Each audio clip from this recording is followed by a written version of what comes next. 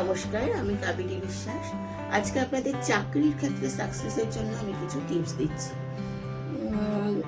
চাকরি আমাদের তো সবারই দরকার হয়, তো চাকরির জন্য একটা তুলসী গাছের শিকড় জোগাড় করুন। আমাদের সবার বাড়িতে সবারই তুলসী গাছ থাকে। তুলসী গাছের শিকড়টা তুলে বৃহস্পতিবার দিনকার, রোববার দিন যদি তুলতে পারেন ভালো, তাহলে বৃহস্পতিবার দিনকার তুলবেন না। বৃহস্পতিবার দিনকার শিকড়টা নিয়ে গঙ্গার জল দিয়ে ধুয়ে ওটা দুধ দিয়ে শোধন করে ঠাকুরের কাছে রেখে প্রার্থনা জানিয়ে তারপরে একটা রূপোর মাদুলিতে করে লাল কারে করে গলায় ধারণ করুন। তুলসী গাছের শিকড়টা রূপোর মাদুলিতে লাল কারে করে গলায় ধারণ করুন, দেখবেন সাকসেস আপনার আসবে।